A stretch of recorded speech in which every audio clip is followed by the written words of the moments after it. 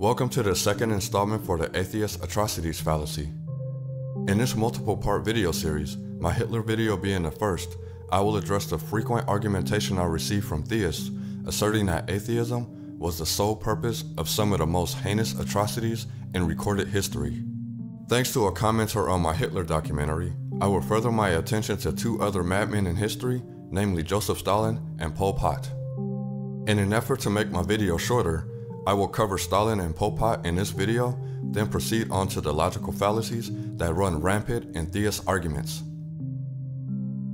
Of these three characters, Stalin was the only confirmed atheist, yet Hitchens thoroughly dealt with the religious nature of Stalin's dictatorship in a manner that has left religious apologists without sufficient reply.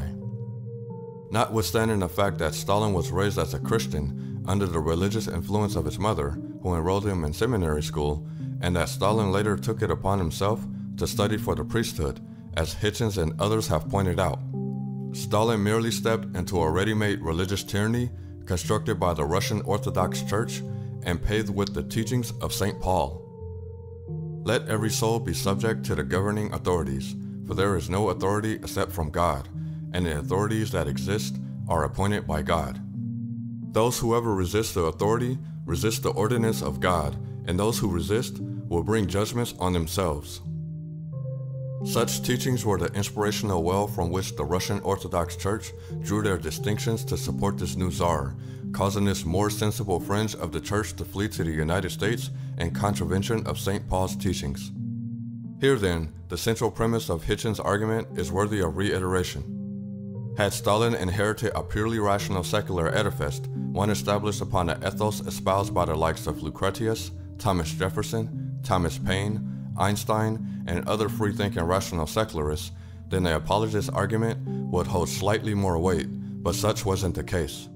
Stalin merely tore the existing religious labels of the Christian Inquisition, the enforcement of Christian orthodoxy, the Crusades, the praising of the priesthood, messianism, the endemic ideas of terrestrial religious-style utopia, and rebranded them into the red of communism. Had this Christian machine not have been in place, then it is more than likely Stalin wouldn't have had the vehicle needed to succeed in causing so much suffering in the name of his godless religion, communism. Here's an excerpt from Christopher Hitchens. For Joseph Stalin, who had trained to be a priest in a seminary in Georgia, the whole thing was ultimately a question of power. How many divisions, he famously and stupidly inquired, has the Pope? The true answer to his boorish sarcasm was, more than you think. Stalin then pedantically repeated the papal routine of making science conform to dogma by insisting that the shaman of Charlton, Trofim Lysenko, had disclosed the key to genetics and promised extra harvests of specially inspired vegetables. Millions of innocents died of gnawing internal pain as a consequence of this quote-unquote revelation. This Caesar, unto whom all things were dutifully rendered, took care, and his regime began more nationalist and sadist one, to maintain at least a puppet church that could attach its traditional appeal to his. I shan't rehash Hitchens' arguments in full, but if you would like to learn more about the details of his logically sound and beautifully crafted reply to this fallacious charge, I suggest you read chapter 17 of his book, God is Not Great, How Religion Poisons Everything. Hitchens was not alone in seeing the parallels between Russia's old supernatural religion and its new secular one. In Emilio Gentile's Politics as Religion, Gentile describes the sacralizing of Stalin's regime in the following words. The sacralization of the party opened the way to the sacralization of Stalin when he became the supreme leader. After 1929, the political religion of Russia mainly concentrated on the deification of Stalin, who until his death in 1953 dominated the party of Soviet system like a tyrannical and merciless deity.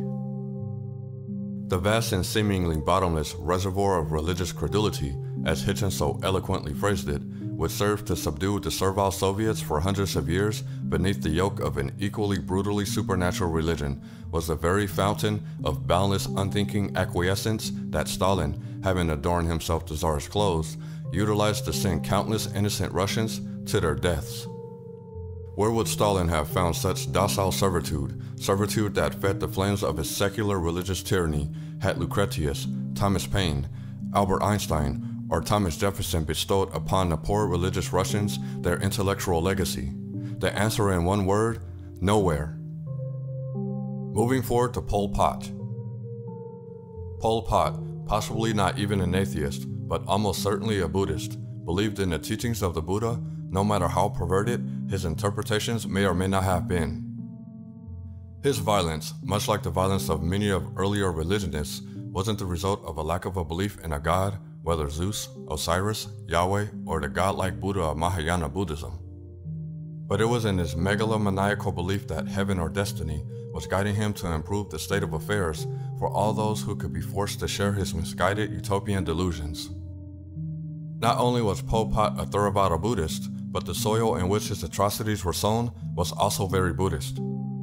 In Alexander Laban Hinton's book, Why Did They Kill? Cambodia in the Shadow of Genocide, Hinton drew attention to the role that the belief in karma played in Pol Pot's Cambodia, particularly within regards of cementation of a docilely accepted social hierarchy, not too dissimilar from Stalin's ready-made Russian religious tyranny, as well as highlighting the Buddhist origins of Pol Pot's ideological initiatives. I will present you with an excerpt from Hinton. This line of thinking about revolutionary consciousness directly parallels Buddhist thought, with the party line and collective stand being substituted for Dhamma.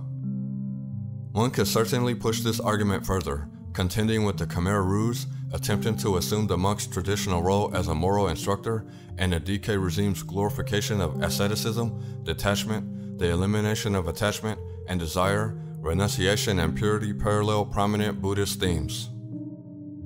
I have only presented a small snippet of the available evidence that points to religion's role in Pol Pot's crimes, and there is not one single piece of solid evidence that Pol Pot was an atheist. So let us once and for all dispense with that speculative piece of religious propaganda. Pol Pot spent close to a decade at Catholic school and nearly as long studying at a Buddhist institution, so religious education was something he had in common with both Hitler and Stalin. But I will never use such data-mined facts to assert that religious education invariably inspires tyrants to commit atrocities, although a case for such a proposition could probably be made without committing too many logical and historical inaccuracies. I won't even bother sharing the unsourced quote from Prince Norodom Sihanouk that Christians present as proof that Pol Pot was an atheist, as his origins is not only dubious, but its contents reflect a belief in heaven, which if genuine, negates any claim that Pol Pot was an atheist.